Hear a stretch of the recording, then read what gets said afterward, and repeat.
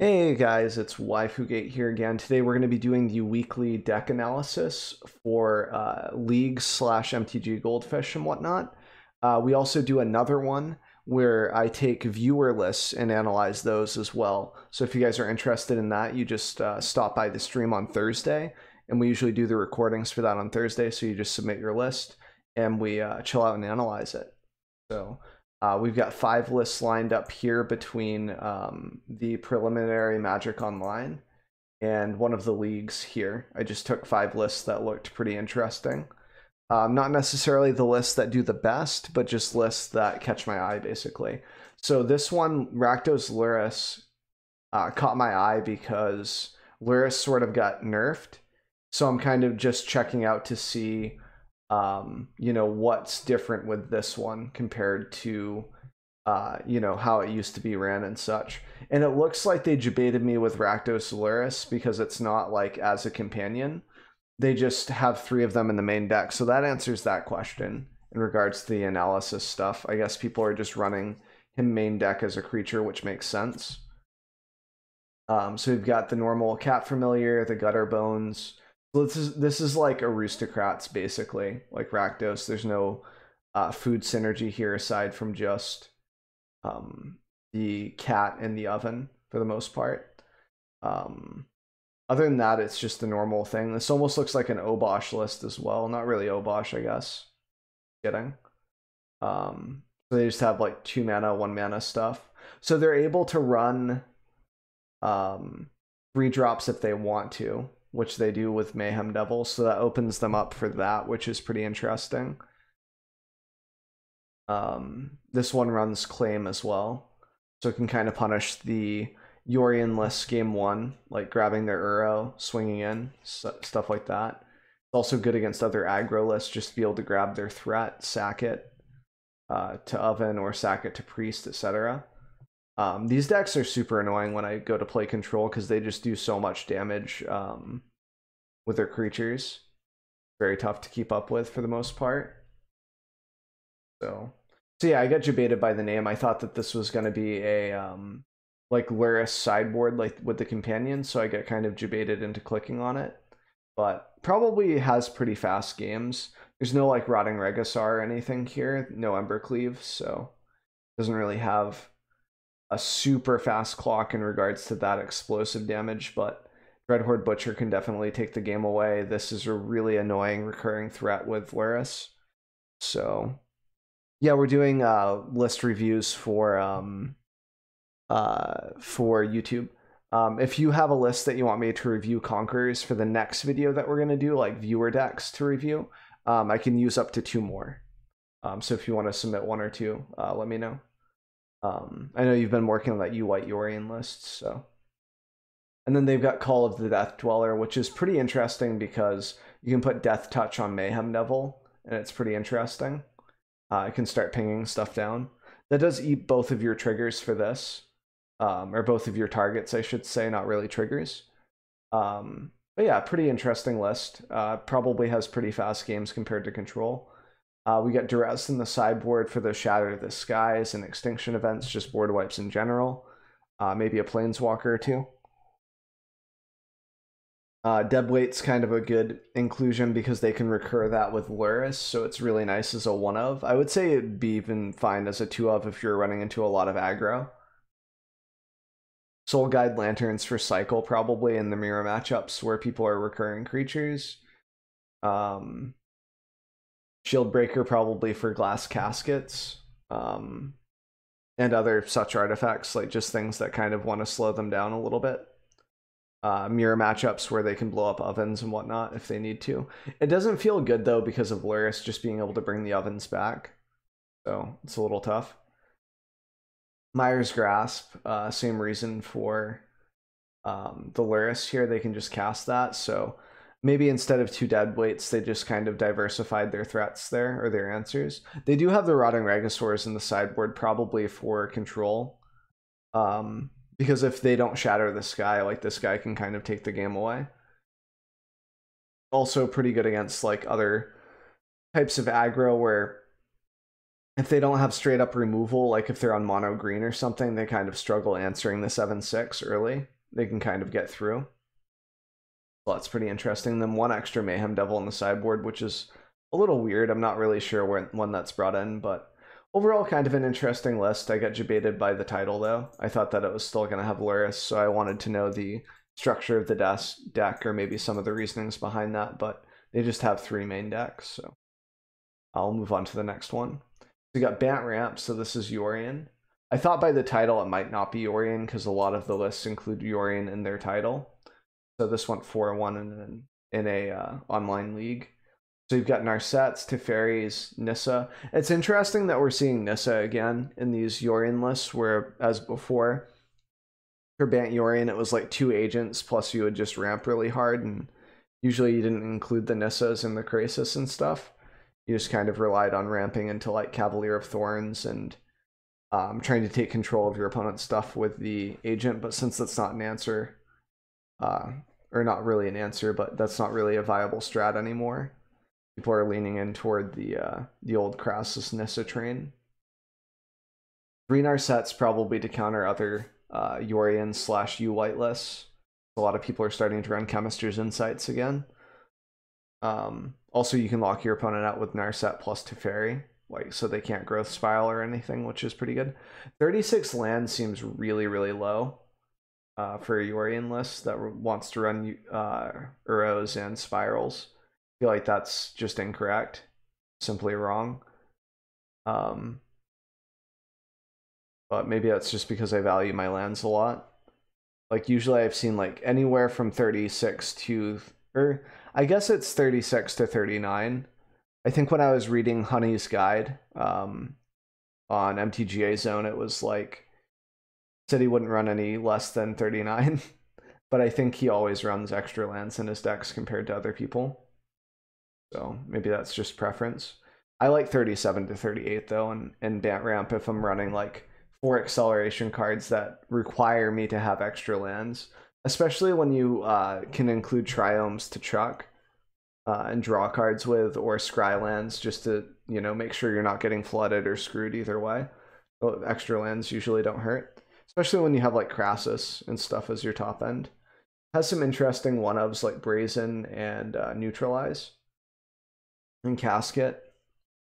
It's weird to see 3 Shark Typhoons as well. Like usually you see 4 just because they're always like good.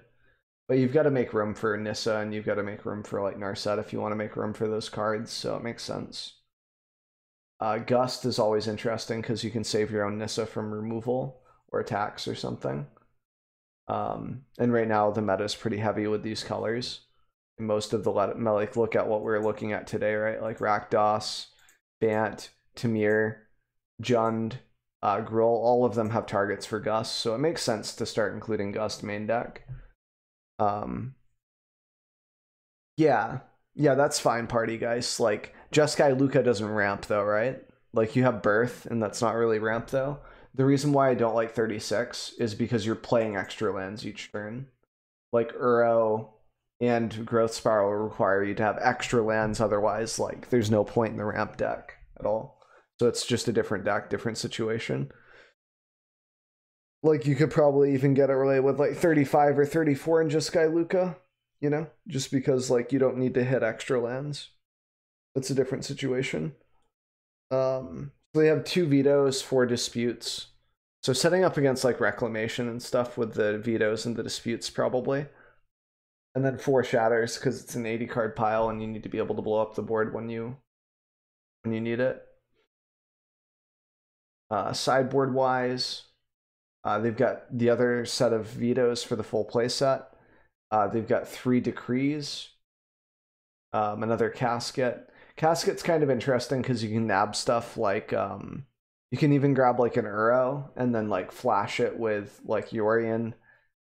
Grab something else like a Shark Typhoon token or vice versa. You can grab the token first, get Yorion value. Especially like late game, you can just kind of set it up. It's pretty neat. Knight's pretty good. I like Knight a lot right now, just for Jund food and whatnot.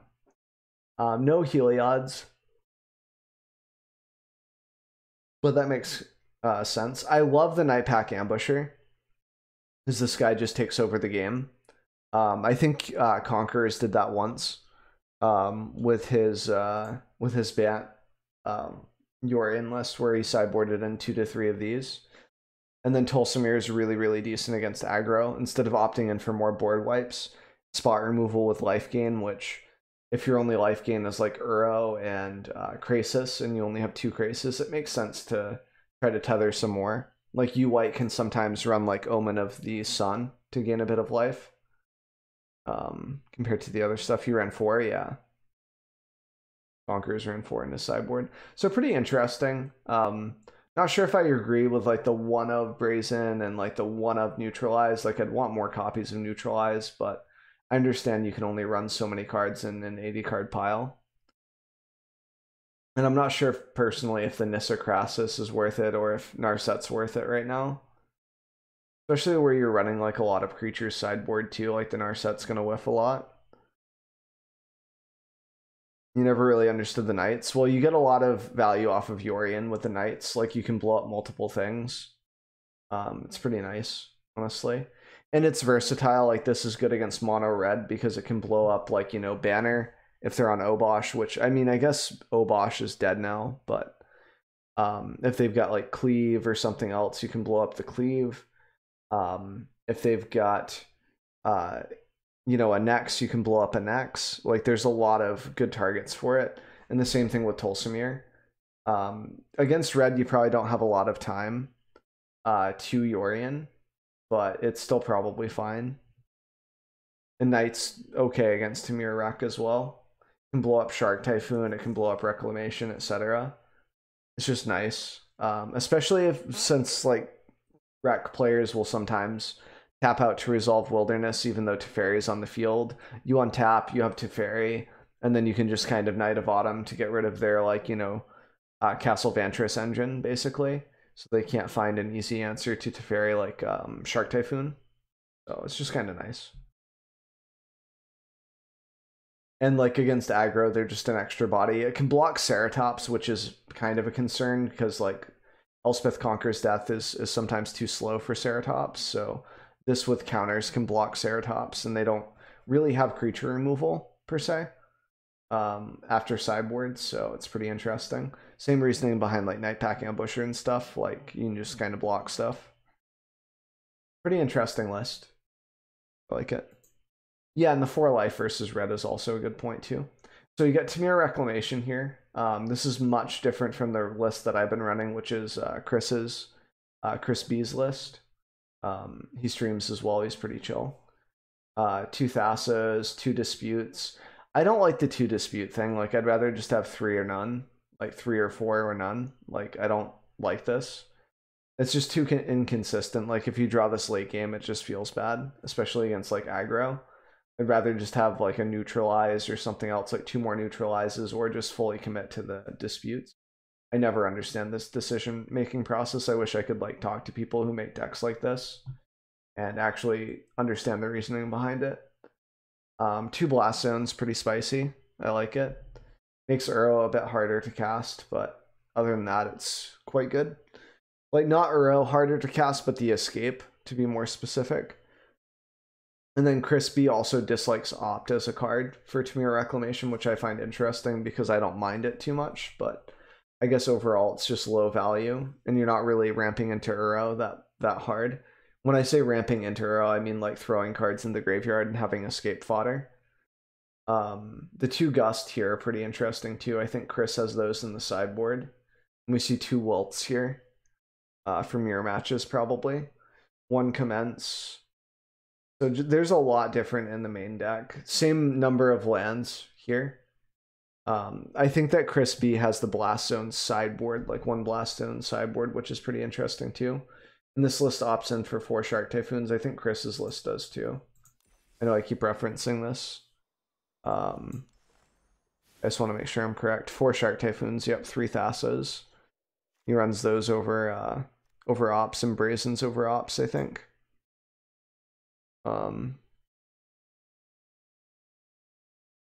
Yeah, see no Brazens, which is kind of a problem versus like Teferi. Yeah, and we have 2 Blast Zones main here as well. Yeah, so no Blast Zone side. I don't know what deck I was looking at that had a Blast Zone side. Weird champ. I can't remember. But yeah, so 2 Wilts. Bone Crusher is kind of an interesting sideboard too. I don't know what that's up. What's up with that? A little weird. And then 2 Night Packs over 3. Pretty interesting. And then the other 2 Disputes, of course. So like personally, I would like to see 3 Disputes main just for consistency. And trimming like an opt or something else for it or whatever. But it just looks like pretty standard Reclamation though. Feel like this has really good matchups everywhere in standard right now. Like you just have a good chance of winning. The only annoying part is that if you run a popular deck like this, you have to deal with a mirror match. So you either need to dedicate a lot of your sideboard to winning that or making the game shorter, like just making the game more enjoyable for you for the mirror match. And then like taking your good matchups already, like, you know, if you already went against X, Y, and Z deck, you don't really need to tech much for the sideboard for those. Like the Wilts here for the mirror matchups probably. So pretty interesting. I'd like to hear Chris's reasoning on the ops versus other cards, or the other cards versus ops, I should say. Yeah, I think this deck's pretty good right now. That's what I've been running on ladder, like a list similar to it versus list. So this is the Jund Sacrifice one with the 3 Citadels. This deck is pretty explosive. Has a lot of value with Trail of Crumbs and Citadel and just food in general. Opt over Omen. Yeah, I think that's the difference, right? No, Chris's list doesn't even run Omen. It's like it runs Brazen over ops. So, and then like an extra Thassa's. And that list does pretty well. Chris has been tuning that for like the last like 9 months, I think. 8 or 9 months, almost a year. He's been working at that. So I trust the dude that's been working on the deck for almost a year, like fine-tuning it. Okay, so you've got Gilded Goose, Priest, Mayhem. So a lot of 4-ofs, 3 claims. This path, I love this one of path, like because it's just like search your library for up to 2 swamps for Citadel, and then you can cycle it if you don't need to do it, which is really cool. Love it. Such a good tech for a 1-of. I'm in love with that. And then we've got the 1-of Corvold, and then usually there's more in the sideboard. Yep. So this is the list that's been rolling around. So this list has a pretty good matchup against most decks. I actually don't know its weaknesses. Probably just aggro that tries to go under it. But that's pretty hard to do. Just because of if you try to go under it, that means you're playing lower mana cost stuff, and it just gets claimed and sacked and stuff if they get an engine going. So it's pretty rough to deal with as an aggro player. And they can grind out control matchups with Citadel. Even if you have an answer for Citadel, it has to be at instant speed. Otherwise, during the turn that they develop it, they will sit there and like cast a bunch of stuff, get value, and then like if they get to untap with it, it's super over. Like sometimes they just do 10 damage to you with this, with its tap effect, because that doesn't have haste, Summoning Sickness, I mean, unless it turns into a creature. But you can still like tap it to make them sacrifice as soon as you get enough permanence. And with Mayhem Devil, it's just GG. So it's very explosive. And then it's got 4 Duress to take care of your board wipes or planeswalkers it doesn't like. 4 Cinder Vines for like reclamation and stuff. You can just do a lot of damage with this card by leaving it out and then cracking it at the last moment versus reclamation. Like right before they enter their end step, pop, and then they just lose their value. And they've got 2 coils for aggro lists, which is pretty interesting. And then 2 Soul Guides probably for cycling, I would say. Because they probably do lose to Zenith Flare, like it might race them. And they don't have anything like Narset or anything to slow down the other lists. So it's pretty rough for them, I would say. I still have some coffee left. I need to finish that. So there we go. And then the extra claim for aggro as well. So I think this list is really, really strong. I think if I was jamming out standard instead of historic right now, I might take a crack at this or the Bant Ramp list. And then we've got the good old Gruul adventures. So we've got Edgewall, Pelt Collector. Pelt Collector is interesting in this list. Druid, Rimrock, Bone Crusher, Spellbreaker, Lovestruck, and Questing. So they have a lot. They have like how many triggers here? 4, 5, 6, 7, 8, 9, 10, 11, 12 triggers for Edgewall, which is pretty okay. It's pretty respectable. And then the sideboard, they've got 2 Souled Guides. They have the extra. I read this as Embereth and I thought it was Embercleave, and I was like, oh, they have the 4th Embercleave in the sideboard for some reason, but I just misread that. Noticed I made the mistake after seeing the 3 here.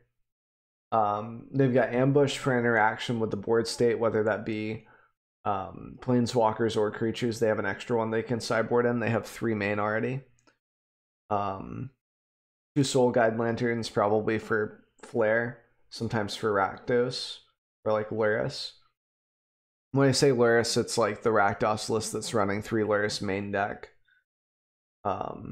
Instead of Luris as a companion. A lot of Rakdos lists, I guess, are doing that now. 3 Dragonfire for aggro, 3 Ceratops just for like blue-white control, probably. Blue-white can deal with it with like an Elspeth's, but it's super slow, man. Like usually you get to at least swing him with a Ceratops. Even with 24 lands, with a Paradise Druid you can kind of get there. Yeah, so just this looks pretty close to what the deck looked like back when it was ran originally. I think there might have been slightly more adventure cards, maybe less Paradise Druid or something, if I'm remembering correctly, but I could be wrong. So just a little more draw power and everything, a little more value and such. It can grind out the game a little bit longer than straight up like mono red or like Tamir Adventures. It goes a little bit faster than that. Because Tamir Adventures sometimes relies on like Escape to the Wilds, find a bunch of value, and then I'm gonna fling this this big giant, the beanstalk, the bean flick, as Ali would say. So it kind of just goes a little bit faster, more schmorky, with the Gruul Spellbreakers and the Questing Beast and the Embercleave, of course. So pretty interesting. I feel like it has pretty good matchups right now. I don't know what it's super soft against. Probably like a Shatter before you get a lot of value off of your Edgewall. Like spot removal on Edgewall hurts it, and then like just a board wipe or 2 probably seals the deal. Because if you don't have Edgewall and you can't put out value before it gets wiped out or removed, it's pretty tough to come back from. Say Esper probably beats this list, but Esper isn't too popular, so. Yeah, so that was the meta-analysis for this week. We'll be doing this again next week. I do this every week on, usually the list is, or the video is uploaded on Fridays. So every Friday you guys get to see me kind of analyze cards like this in lists. And then we do the viewer lists on Saturday. Usually I submit it on Saturday, but we record that on Thursday. So if you guys want your list sort of analyzed like I just did, just show up to the stream on Thursday. The link's down below in the description. So, and we'll knock that out too.